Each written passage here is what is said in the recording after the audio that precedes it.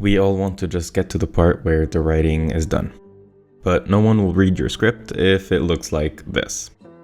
People in the industry read thousands of scripts. Make it easy for them. Make it simple. There are loads of great videos on this topic, but a lot of important points get overlooked. So here we are, how to format a screenplay.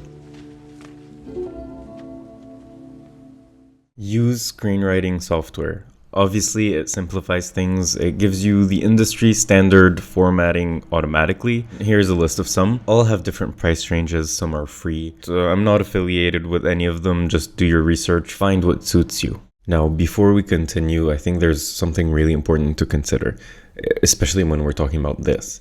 You should never let the format of the script become an obstacle to your writing. If it's easier for you to let go and not think about, okay, now I should start a new scene or how to write a slug line, or if these things are still complicated for you, or if you just need to let go, do so. Write however way you're comfortable with. It's just important to go back to that and format it correctly so other people can read it too.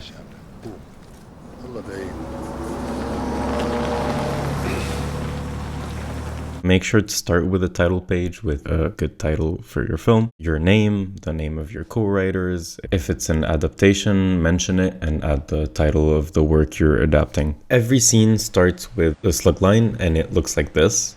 Where is it happening? Is it inside or outside? And when is it happening? For this, be clear and consistent in your naming, especially if you're going back to the same location more than once, which happens often in a film. Just name it the same way you did the first few times. Every new location or new time of day means a new scene, so new slug line. Quick note, if the location changes and the time doesn't, so the time is continuous, label that as. Scene descriptions should be short, sweet, and efficient. We don't need a huge paragraph describing everything we see. What we do need is something that will quickly give us the feel of what we're looking at.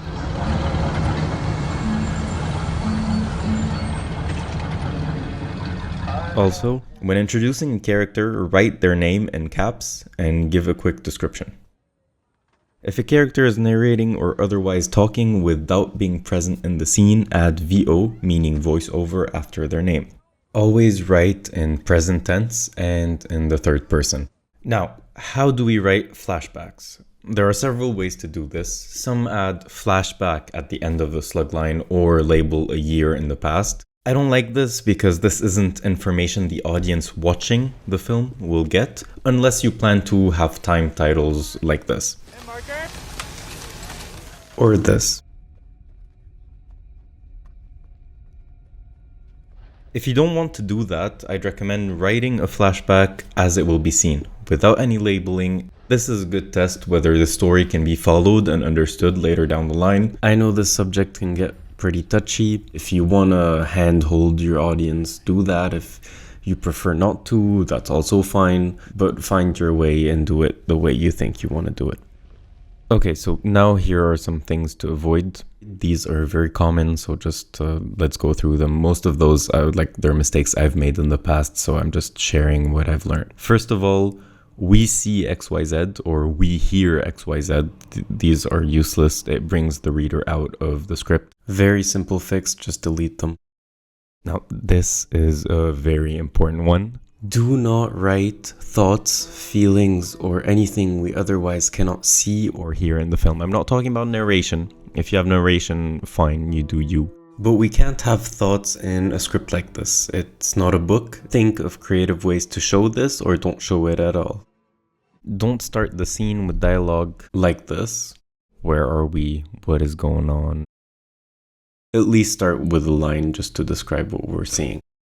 This one's simple. Don't write paragraph blocks longer than 4 lines. Not much wrong with this. Most people will read this just fine, but imagine if your paragraph looked like this instead. If you do have a paragraph longer than 4 lines, just divide it up into smaller, shorter paragraphs that are easier to read. This is the exact same paragraph taken from Dunkirk. On the left, you can see my bad example, and on the right, you can see the original script, the way Christopher Nolan wrote it.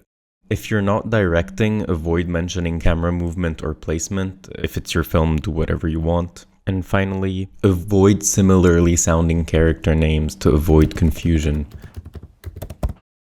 I'm sure I forgot some things, so please add any other tips you may have in the comments. And remember, rules are only that, rules. You can do whatever you want. Most importantly, enjoy it and don't let it become an obstacle, like I said in the beginning. And one thing I just have to mention, it's important, please thank the people that take the time to read your script. It goes without saying, but I'm ending the video with this.